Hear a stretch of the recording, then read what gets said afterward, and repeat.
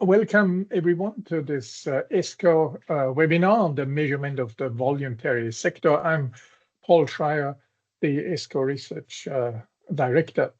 Now, the voluntary sector is an important part of our, not only of our economy, but also of our society. It's both a generator of non-market services, but also quite important for the social fabric and people's well-being, actually. And yet, measuring the voluntary sector is not a matter of course, and this is actually today's topic, and about the measurement of the voluntary sector.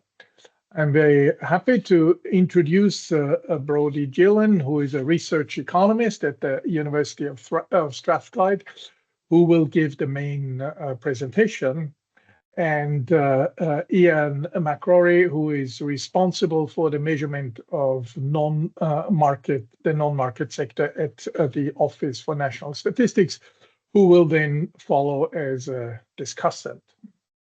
I suggest that we proceed as follows for this webinar. Brodie will give her presentation for about half an hour, 35 minutes.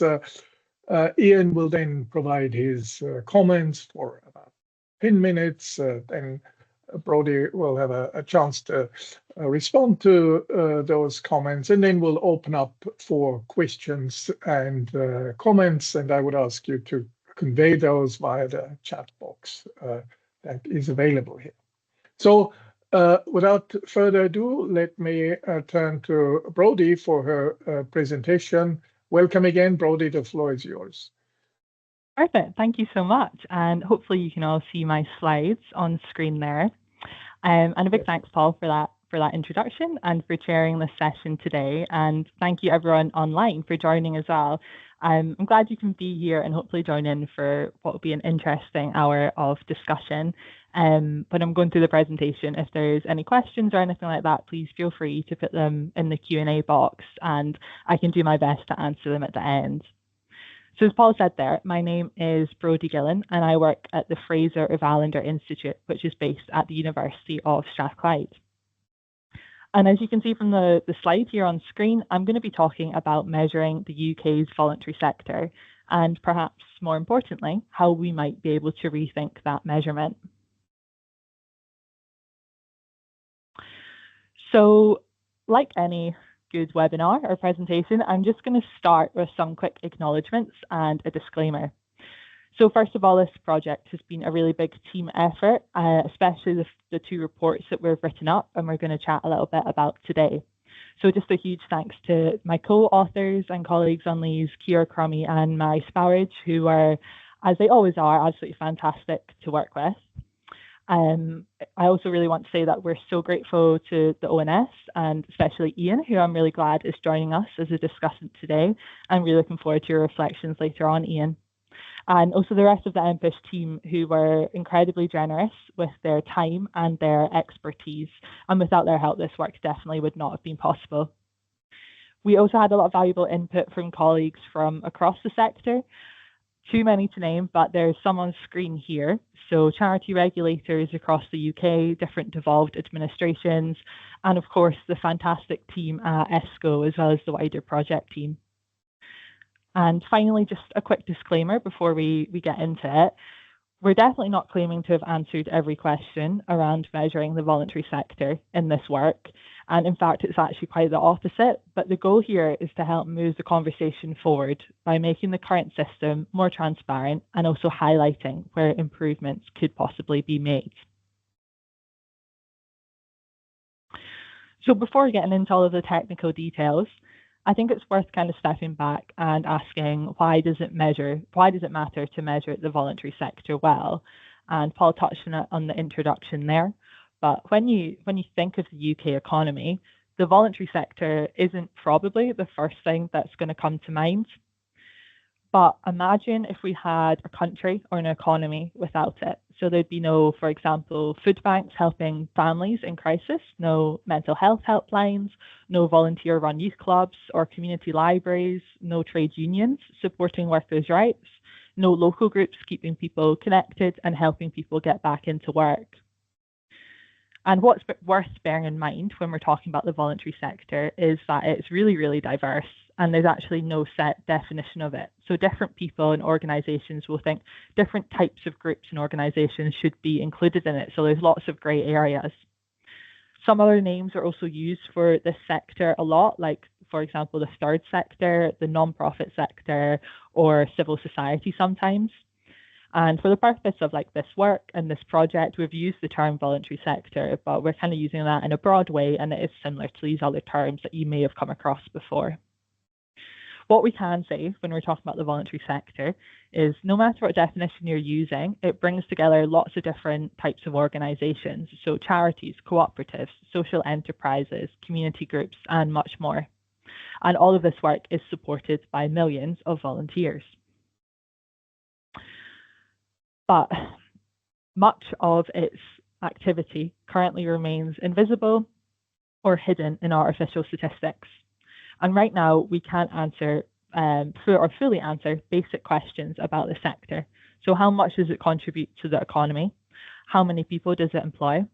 How does it compare to other sectors in the economy? And is it growing or is it shrinking over time?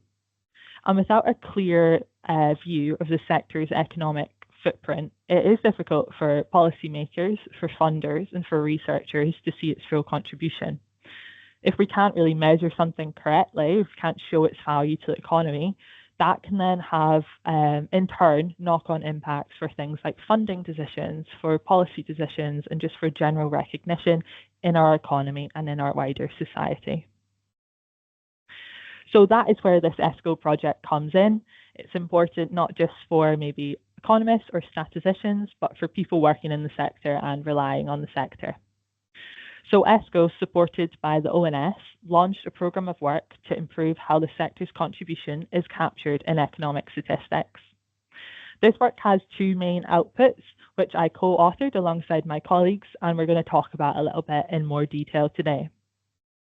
So the first one is the technical paper, and as the name sort of gives away, it's a pretty technical paper, and it's the first ever documentation of how the ONS currently measures what's called the NPISH sector, which stands for non-profit institution serving households. And that is the part of the voluntary sector which is already included and measured in official statistics. This work is really important as when, during the project, it came to light that the sort of method to put all of these figures together has never been quite fully documented in a transparent way, which did lead to some confusion really about what was going into it. And this was also important for some of the devolved administrations who were looking to produce their own estimates of the sector and not quite sure how it was done. And in doing this documentation, we also put forward a series of recommendations for the ONS for practical ways to make it clearer, more accurate, and more consistent. The technical paper is published on the ESCO website, and you can see a screenshot of it there alongside a QR code if you want to take a look. So most of today's webinar is going to be focused on that, but just to let you know, there's also a second output, which is the discussion paper. And this really takes a step back and looks at the bigger picture and kind of asks, okay, so what does this add to the space? And it shows how improving the NPISH estimates could pave the way for something more ambitious, which is a voluntary sector satellite account. And that's essentially a dedicated framework that would show the sector's full economic contribution, not just the parts that we currently do measure. This discussion paper is yet to be published. It's going through those steps at ESCO at the moment. But today, lucky you, I'm going to give you an exclusive sneak peek at what it covers at the end and how it kind of brings all of this work together. So before we get into all of this, we're going to go into those technical details from the paper of what NPISH really is and how it's measured. So when we're obviously thinking about how can we improve the measurement of the voluntary sector, a good place to start is how is it currently measured. Spoiler alert, as I've said, it isn't really fully measured, but to get the closest thing, we have to look at national accounts.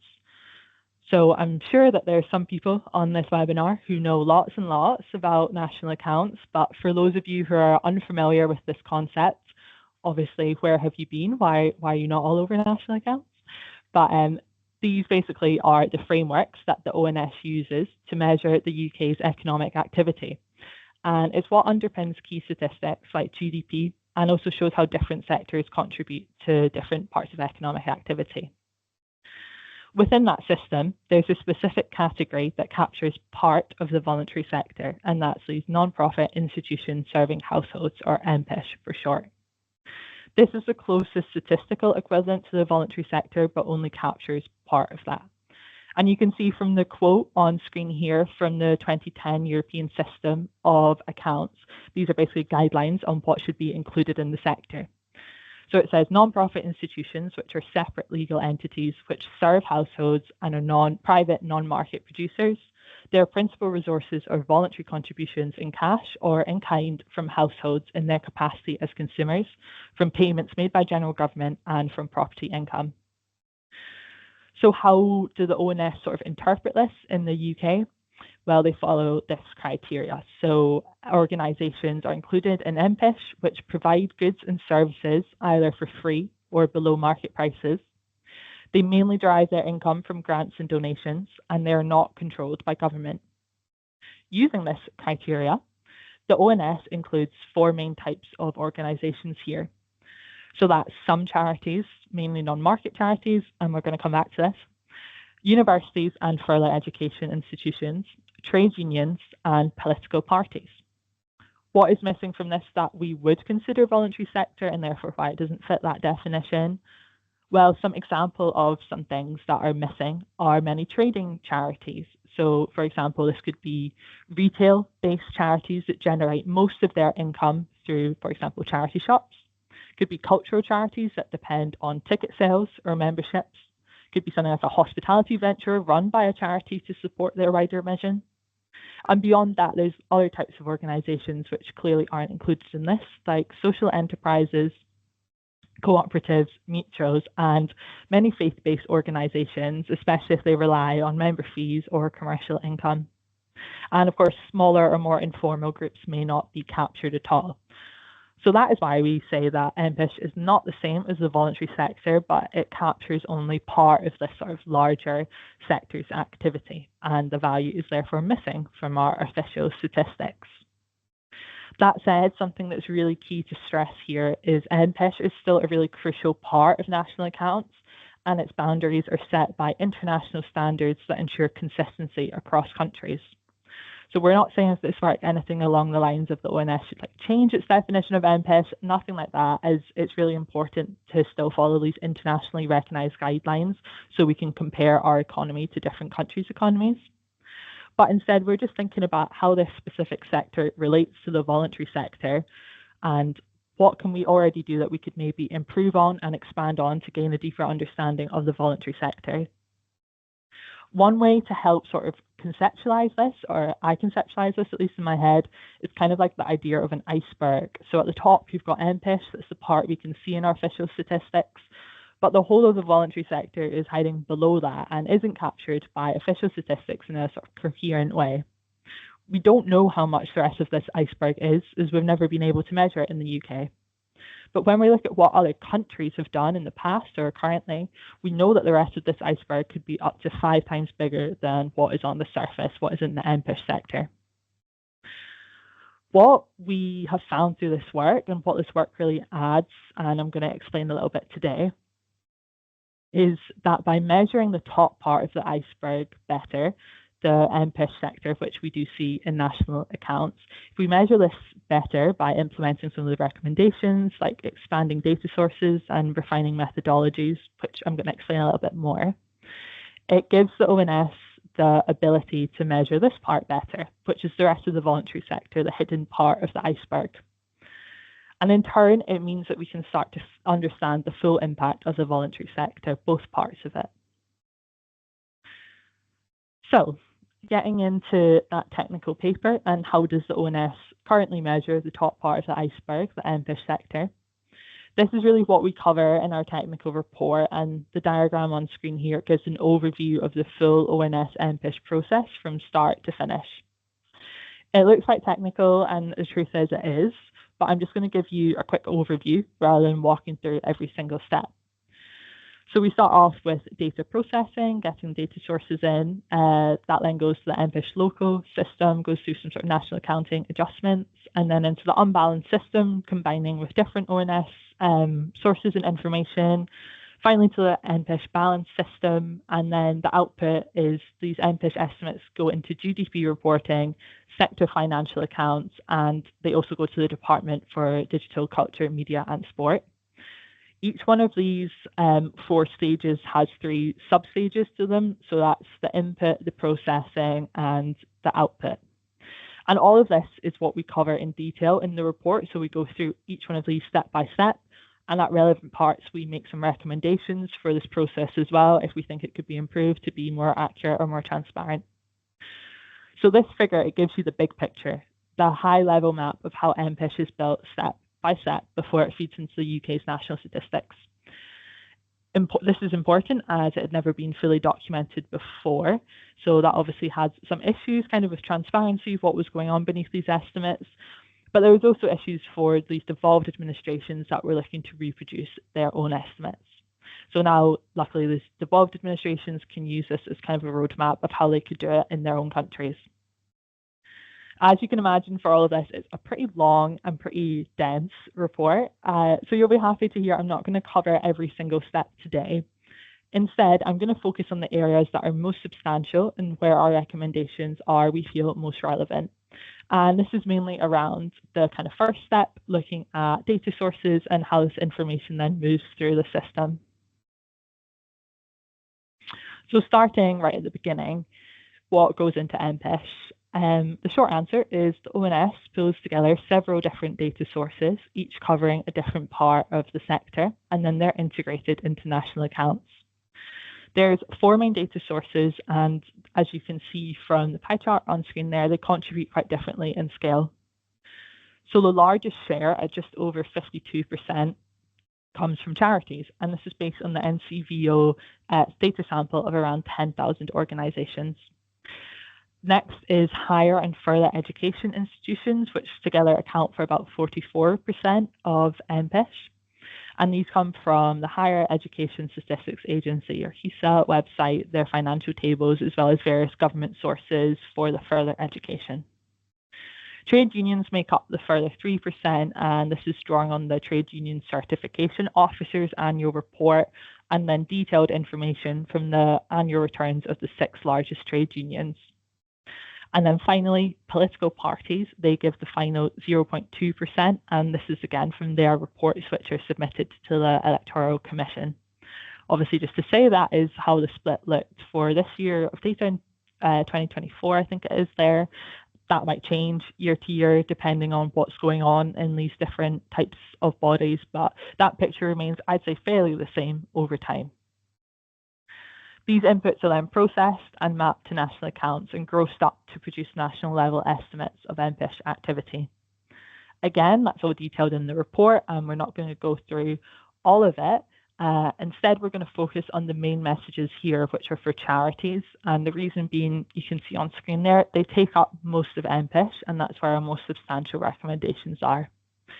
If you are interested in the process for higher further education, for trade unions, for political parties, it is all documented in the report, and I'd be more than happy to take any questions on this later. So charities make up the largest part of NPISH, over half of it, so getting it right is really important. Where does it come from? The ONS gets its charity data from the National Council for Voluntary Organisations, or the NCVO.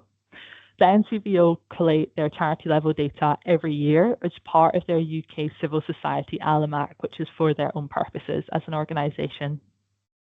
This data covers charities registered with the Charity Commission for England and Wales. And these registered charities have to submit returns each year with the level of detail they have to submit depending on the size of the charity. In Scotland and in Northern Ireland, similar systems of submitting these type of annual returns exist for different charities, but it differs in the type of information that is collected, the level of detail, and the types of charities. So that makes it quite difficult to compare and is one of the reasons why Scotland and Northern Ireland is not included in these NPISH charity estimates. Instead, they take the English and Welsh data and then gross that up to be representative of UK totals. Clearly, that's not quite an ideal situation for devolved administrations who do take a proportion of the UK-wide estimates for their own national accounts, even though the Scottish or Northern Irish charities are not included in the estimates. So, for example, the Scottish Government, for their own Scottish Government national accounts that they produce, it takes, roughly 8% of the UK-wide NPISH figure, despite the fact that no Scottish charity data is facing into the NPISH estimates. This obviously makes sense given the situation, but it could be an issue if, let's say, the charity sector looks materially different in Scotland than it does in England and Wales. And we have some evidence from sector bodies in Scotland that do say this is the case. This is also something that the Scottish Government team were not aware of before this work, not through anyone's wrongdoing or anything on purpose, but just as this sort of process had never been fully documented before. This data from the NCVO is then delivered to the ONS as a sample by income band, and then there's various processing steps which take place, and we're going to come back to a couple of them. It's worth saying that the NCVO has made some significant changes to its data collection methodology in recent years, with implication for how this charity sector data feeds into NPISH estimates. So up until 2023, the NCVO used a manual process with students from Queen's University, Belfast, entering data from around 10,000 charities accounts. The reason for this manual inputting is that the publicly available data set lacks the sort of detailed financial information that the ONS needs to make its estimates. And this sort of detailed information is only available on the specific charities' PDFs, so they had to be submitted. This information had to be submitted manually.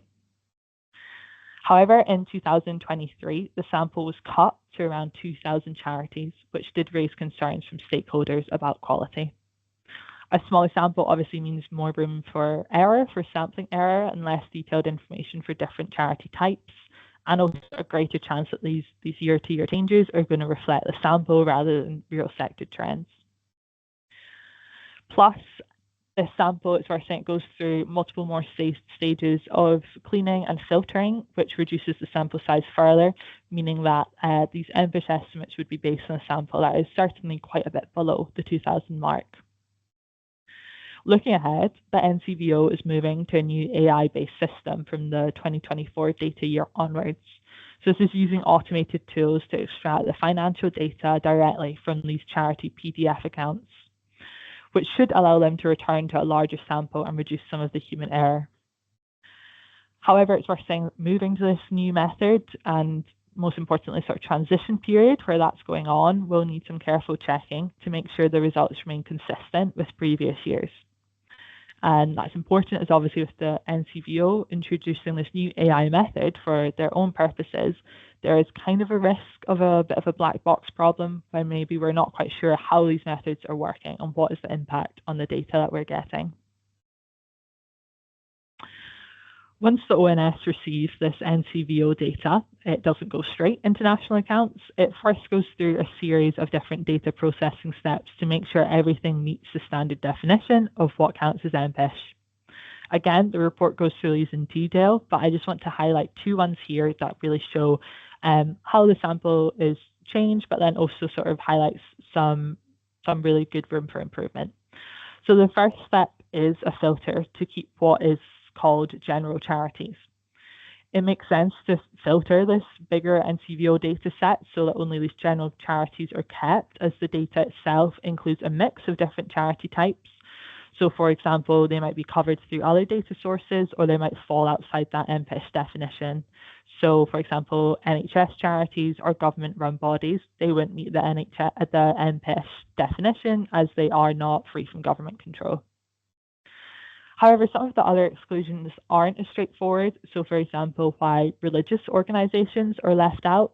Many are independent and they operate on a non-market basis and they're not controlled by government. So that is something we think that the ONS should maybe look at and see if they could introduce these. There was also, it's worth saying, a bit of like confusion with this variable in terms of the source of who is assigning it and the logic behind it. We do think it's the NCVO that assigned this variable, but this kind of introduces, and I'm going to talk about this a little bit more, a recommendation about better communication between the ONS and the data providers to understand what's behind the data and understand any changes that happen. The next big processing step that charities go through is the market test. So this helps decide whether charities should be classed as NPISH or not. The rule is simple and it is kind of represented in that equation on screen.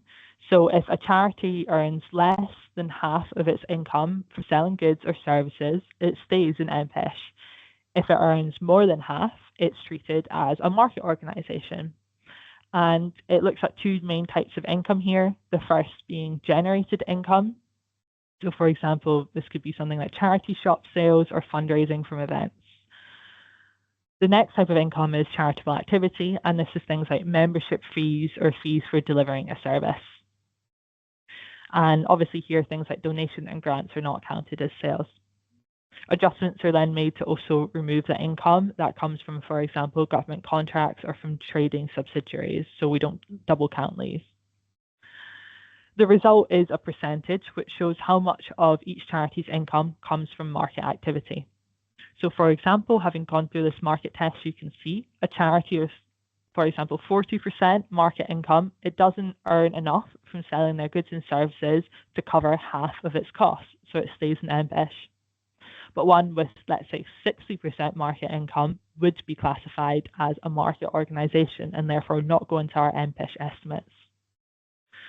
What does all of this really show us? In practice, it means that the amount of charities in the sample, not all of them make the cut into NPISH, so we think roughly 40% don't, which makes complete sense as they don't make the statistical standard to do so. But what it's showing us is that we do have data on them. This data exists and could help us to measure the voluntary sector. Even if these organisations are not considered NPISH and they don't meet the standard, they are still considered what we maybe call an NPI, a not-for-profit institution, or part of the voluntary sector. And that makes sense because a lot of economic activity in the voluntary sector is probably going to come from market organisations. If you kind of think about most large charities, they might have some sort of trading income, and they're probably going to have quite significant trading income. So in the UK, you think about something like Cancer Research UK or Marie Curie, they're going to get a lot of their income from, for example, charity shops, and they may be passing this market test and not included in the NPISH estimate. But we do have a way that we can measure them, and it's data which already exists in the ONS system. And this is going to bring me on to the recommendations. So again, just to highlight here, the report has recommendations going throughout it for the different stages, and as well for higher education, for trade unions, and for political parties. In the interest of time, we're just going to talk about the charities and the main ones, the most substantial ones for charities, as they kind of lead us on to what is the point of all of this work. The first recommendation here is for the ONS to review the general charity marker and to engage with the NCVO and the Charity Commission. So we think they should work with these organisations to review how this marker is created and explore if some of the excluded charities, particularly religious organisations, for example, should be included, and to include them where appropriate. We also think if we could understand the methodology behind this, maybe understand the reasoning, this general charity marker could also be included on the published charity register with not too much additional work or resource. The second recommendation is to consider universal charity data sources and move towards a register-first approach. We think the ONS should engage with the Charity Commission so that they understand the possibilities for using the full universe of charity data to understand the sector more effectively, particularly given some of the recent changes in the way the sample data is collected. And there is a lot of possibilities here to use this administrative data that we think would be really good to explore. We'd also be really keen for this to happen across the UK, so not just with the Charity Commission, but to ensure that this coverage is done properly for Northern Ireland and for Scotland, using and approaching the charity regulators in those countries as well. But we do really recognise that this is probably going to be something which is a longer term effort, which would take quite a bit more effort.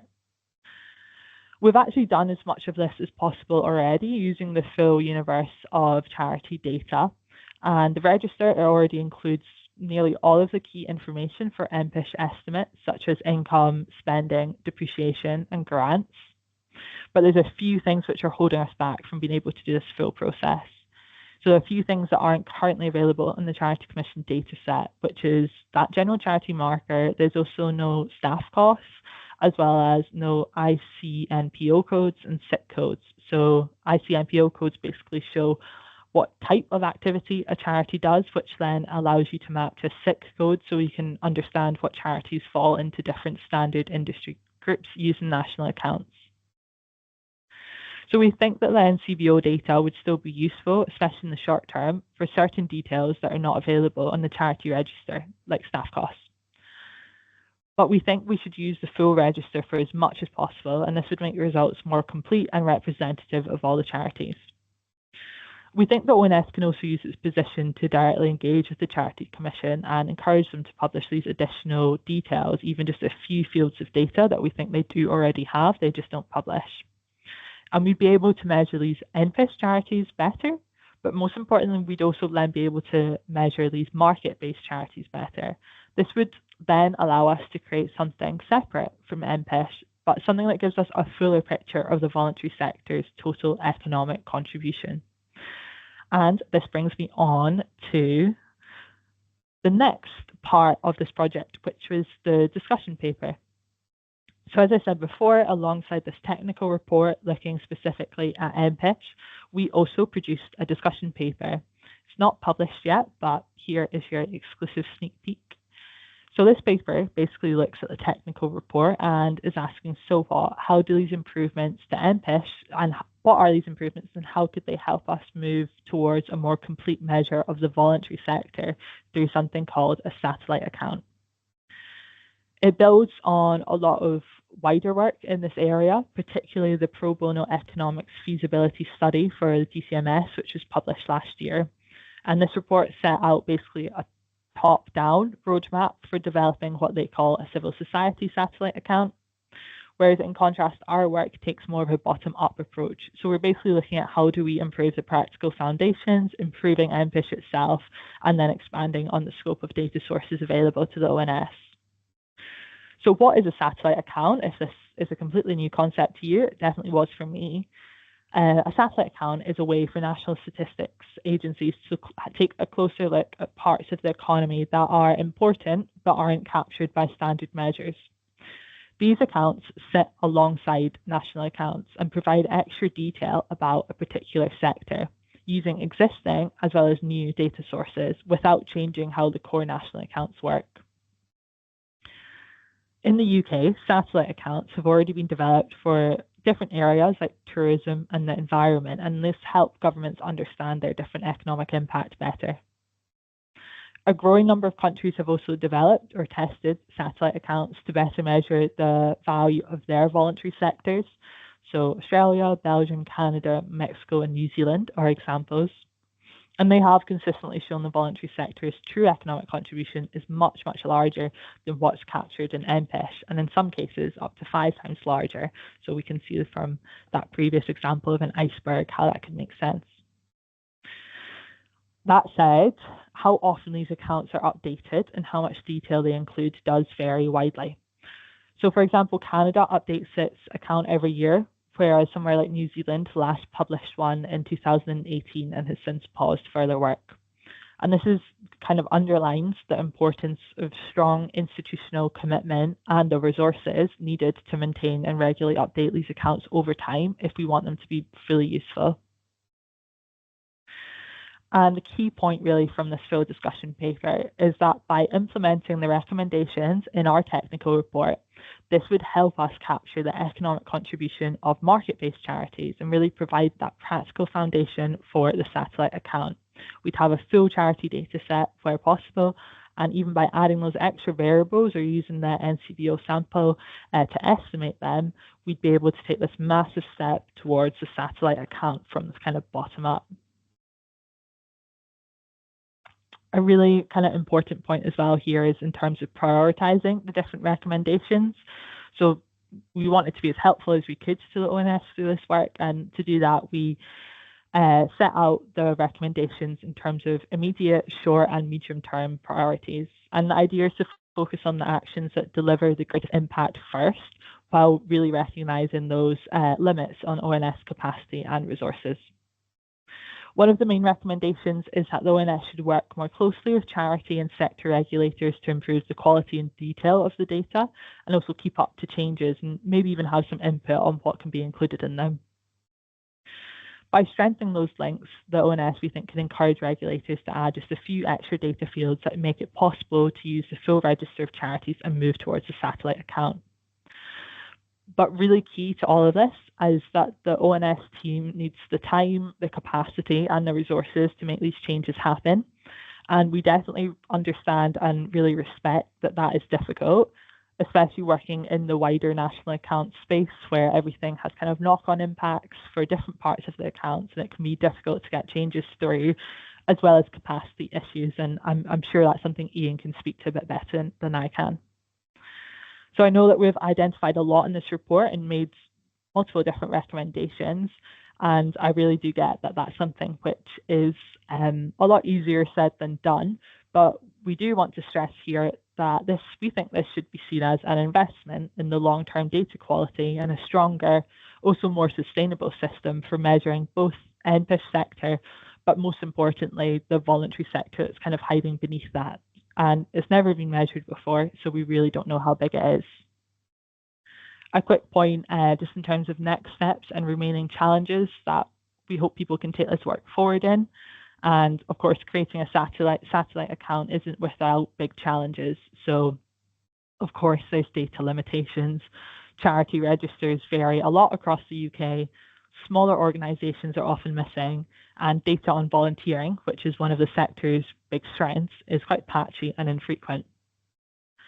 The challenges here are really real, but we do think they are solvable, and addressing them would make it possible to measure the voluntary sector with far greater accuracy and credibility, even if we're just taking steps at a time to get there. Okay, so this is my last slide with just some key takeaways from all of this work. So if you've zoned out when I'm talking about all these national accounts issues, this is the time to zone back in, and I'll tell you exactly what you need to remember from this webinar. So first of all, the voluntary sector is vital but undercounted. NPISH captures only part of the story, and big gaps remain for market-facing charities, social enterprises, and volunteering, just to name a few.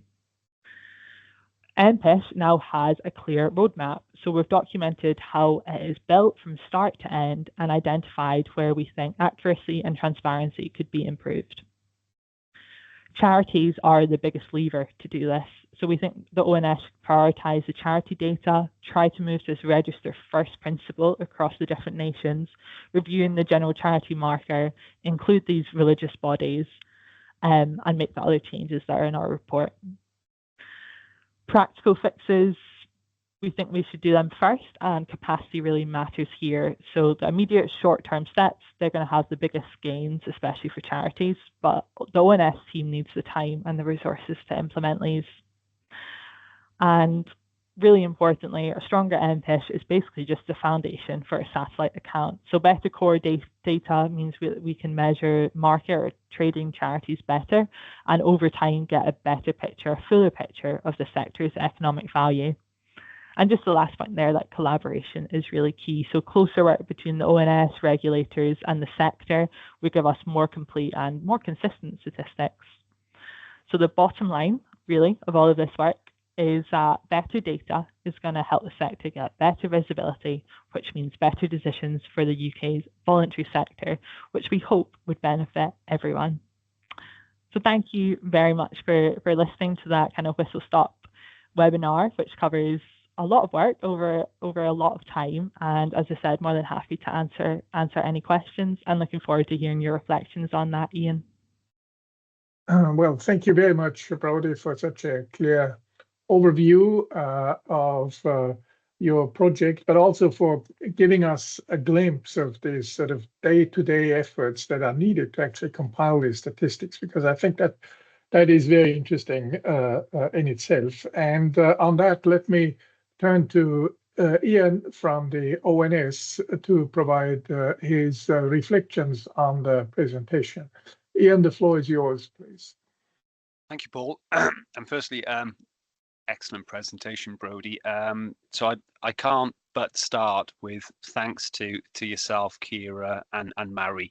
I mean, this has been going on for, I think, well over a year now, and it's my first experience of this sort of thing. And I will admit, I was slightly daunted when the project came along, particularly seeing Mary's name attached to it. You know, she's, for all the right reasons, quite, wow, what a person she is.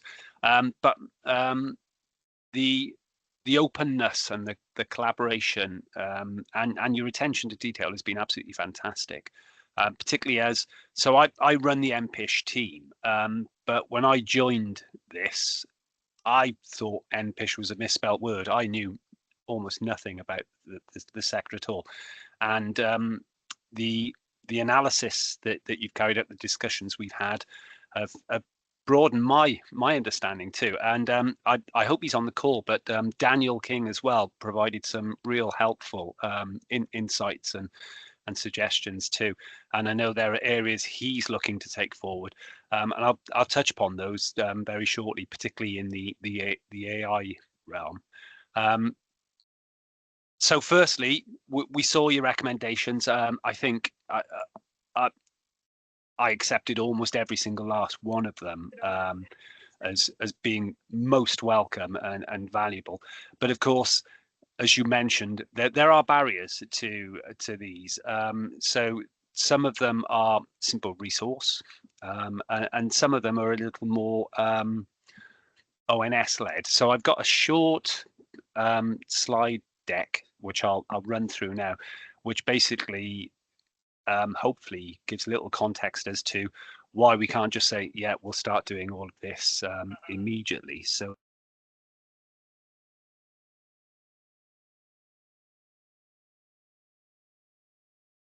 Oh, Ian, I think you've just muted yourself. Yep, I have. So hopefully you can see the slide deck here. Oh, good. Yes, we can Yep, see. excellent. So how do we implement a change? So this is a whistle-stop tour. This is not comprehensive. I'll caveat this first. This is the Ian Idiot guide for myself. So first of all, we identify the improvement that's needed. That's what's taken near enough a year to do. Then secure the research resource to investigate all of those recommendations. Once we've done that, we have what we call our MAC process that we go through here at the ONS. It's a very thorough process. We may attract some criticism in the press, but we are very thorough in everything that we do at ONS. And this process, there are various channels, but each one of them is very diligent and exacting. And I'm sure one or two MAC members are on this meeting right now, and could support that. That is not a one-shot attempt. Very often, it takes a while to get the ultimate submission and approval from MAC to get through. You gain your approval. Once you have that, you begin the annual national accounts bidding process, which is essential to implementing any of this. You make the successful bid, you publish it. It's that easy, isn't it? Except it really isn't. So please don't pay too much attention to this. This is the annual timetable for the forthcoming year. So the idea is to give you an idea of the complexity of just how we implement any change here at ONS through the annual round process, which these NPISH changes would have to go through. So down the left-hand side, you have the various streams which are running all year long. And so in ANA 23, we had 110 changes were considered, 48 requiring MAC approval. Of those 110, 60 were accepted. Most of them weren't rejected because they aren't good enough. They are. They're very important. Everybody wants to get them through, but their impact is less than those that were accepted. And this again is a serious consideration we have to have. You know, we always have far more that we would like to put through than we can, and we have to unfortunately prioritize based on what gives us the most impact. And this process runs each year alongside all of the regular production work that the teams have to produce on monthly and quarterly basis as well, which again is a resource constraint. So this last slide here is just one simple period, so 1 3-month period. And as you can see, there's so many overlapping channels of work going on at any one time. So that really is, that's there just to give a little context behind why these things take time. So firstly, there were a number of recommendations where there were identified errors in our data set. They're ones that are within our gift to correct. But again, they can't be done immediately because even for those, we have to go through that Blue Book bidding process to get those. And then there are those that will require some considerable resource to research and put through. So what I'm trying to do at the moment is identify some discrete packages that we could put through together. So rather than drip feed changes every year for a number of years, we're hoping to identify a couple of Blue Book windows in the years going forward where we can implement firstly some of the more easily controllable ones, such as the market test suggestions that that Brodie and the team came up with, because they're simple changes that don't require great resource, but they do have quite an impact on the data set. And then there are the more methodological considerations. So the key one there is the NCBO, and as you've said, Brodie, the current sample. So we buy that in from them. It's around 8,000 to 10,000 charities. As you pointed out, so the sample's reduced and now it's been increased. They use their AI tool. That is not without its challenges too, and that is something that we have to be working with the NCBO on to overcome those challenges, but that's a slightly longer term one. But as I said, we're trying to package them up. Then there are also issues such as classifications, as you mentioned. Higher and further education form a considerable part of the NPISH sector. But they're going through a classification exercise at the moment on deciding where they belong. Will they remain in the NPISH sector? Will they move? Those decisions haven't yet been made. What we would try to do is implement as many of these changes at the same time so that you get one change rather than a series of them, and even worse, a change which will take the data set in one direction in one year and in a different direction the following year. So it is very complicated, and we really do appreciate the points you made, that you recognise we need that space to formulate that plan and gather that resource so that we can implement these changes properly. But in finishing, I would say we are every bit as committed as you yourselves are to landing as many of these changes as possible and improving that NPISH data set, because we too really do recognise the value in a more detailed and expanded data set, not just for ourselves, but for wider consumption across society. And I can breathe. Well, thank you, Ian, for coming in with your reflections on this. I'm very pleased to see that this project seems to have triggered a very constructive conversation also between the academics and the people like yourselves who are in the process of implementing those, and hopefully the recommendations and the communication around this will also help moving things forward. Now we have a few minutes left for comments and questions, And I see there are 2 comments on the chat already. Reading through them, they are actually pretty asking more or less the same question that I think is very important. Slightly, I think, beyond what you've been dealing with, Brodie. They both ask about volunteer work. It is clear that whether or not a particular unit is part of NPISH or not, very often it involves free labor provided by citizens, and obviously none of this free labor makes it into GDP or is valued as income, and yet it's vital for these institutions. So I wonder how this reflections, whether it's for the Finnish colleague here mentions it's like 1.3% for Finland, and the other question concerns local government units.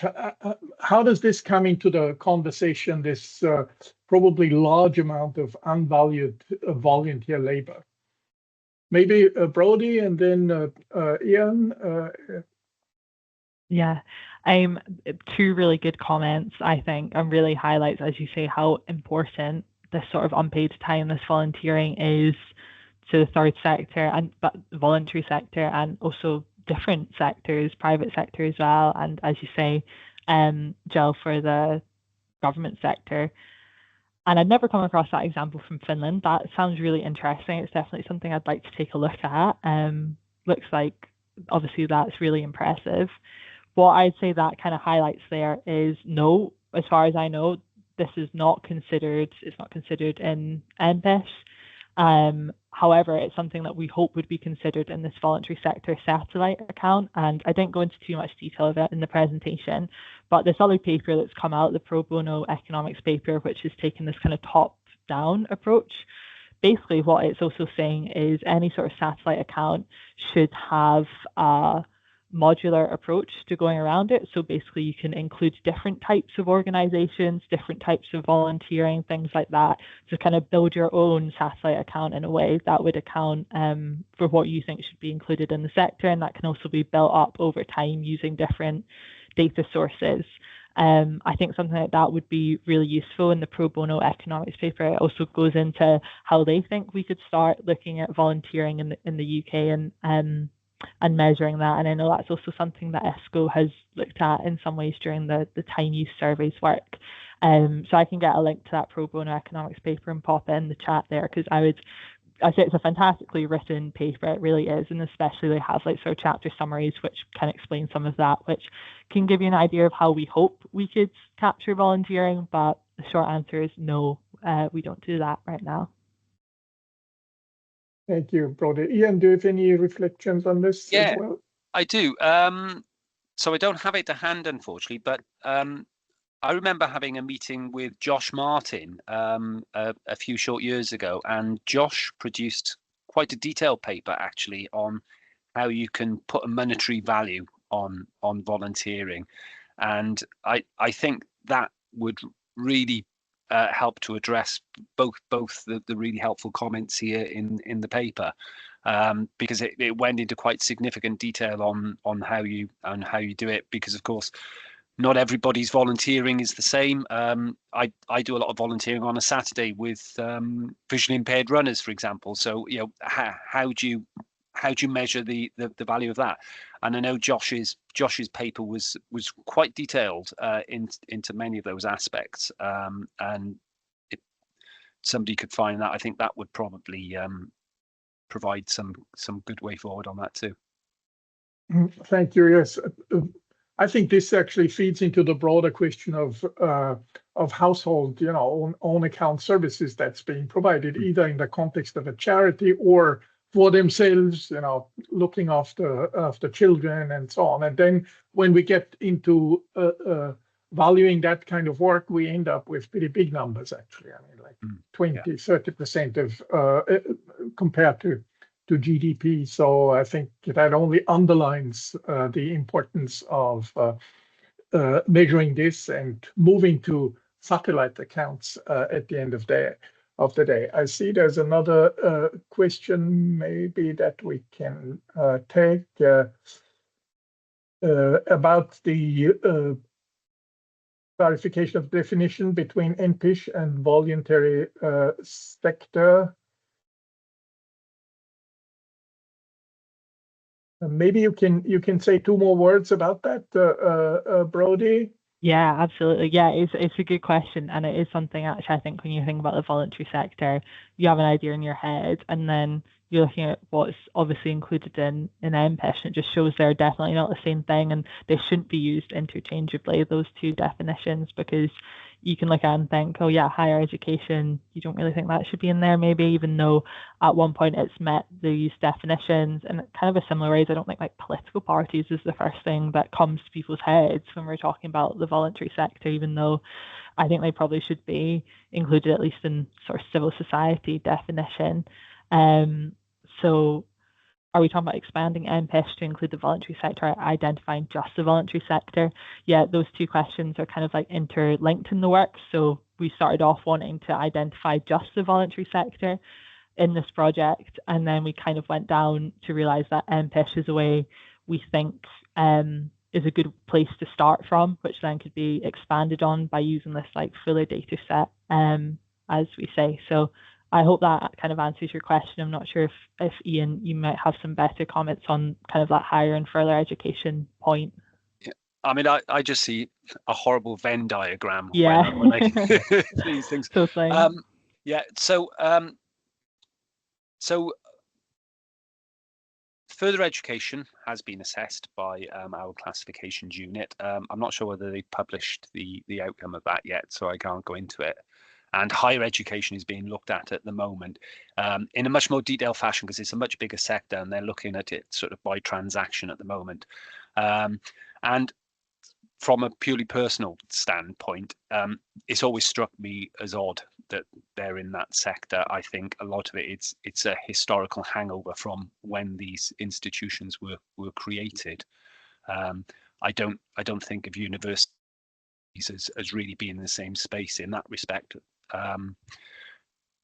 But that, and again, that classification is being done by our National Council classification team to very rigorous, defined standards, and a decision will be made on that. And that may well, and I honestly have no idea at all, that may well result in them moving out of that sector, and it becoming, in the short term at least, much smaller. But then as we improve coverage in other areas, it would then expand, but to be a truer reflection where we stop using the words interchangeably, because they start to mean the same thing, because there's more homogeneity to the areas that we're covering.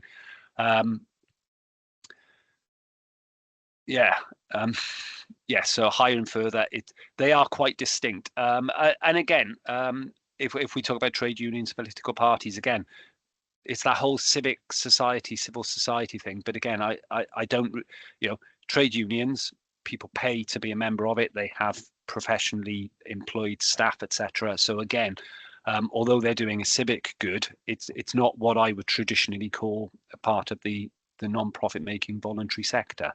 But there's clearly so much there that our coverage isn't quite tapping into for various, and there are a couple of reasons for that. One, the number of units that we measure, given how many charities there are, is still quite small. But you touched on it earlier, Brodie, the ICNPO, SIC mapping, etc.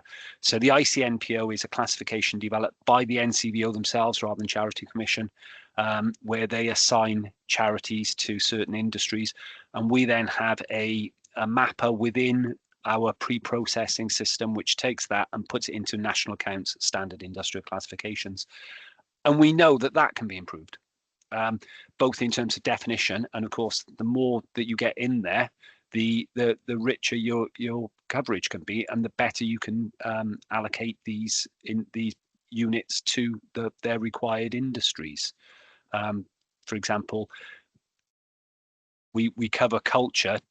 Are we actually covering libraries properly? Are we covering museums properly?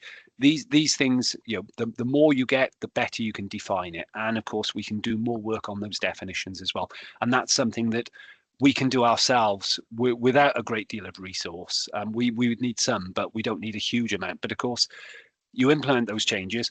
We like to take those changes back to 1997 in national accounts. So again, it comes back to being able to get the bid in to get the right window to implement that change. Thank you. Actually, I think the satellite accounts is one way of getting towards that question too, Yes. because when you construct these satellite accounts, typically you provide the modules also for different users to, construct the aggregates that are of particular interest to them, and sometimes it provides useful feedback also about the classifications that are being used. So just another plug for going forward with some satellite accounts. I'm conscious of the time, so I will come to a close. We'll come to a close with this webinar. One last very short remark. We talk about satellite accounts. Now we're using the word satellite accounts. It's actually the case that the most recent update of the system of national accounts has moved away from this term satellite accounts to thematic or expanded accounts, to actually give it more weight, because satellite sometimes sounds as a secondary business that we should only consider when the important stuff is done. So I think that's something that should also apply for this work. Anyway, it is 1:02 in the UK, so let me come to a close of this webinar. I think it's been a very interesting presentation, commentary, and questions, and definitely another step in advancing this conversation, and a good reminder about the importance of the voluntary sector and its measurement. So thank you very much, Brodie and Ian, for your presentations. Thank you, participants, for coming up with those questions. You will find some interesting links in the chat box already, and I wish everyone a good rest of the day. Thank you very much. Bye-bye. Thank you. Bye. Thanks. Bye.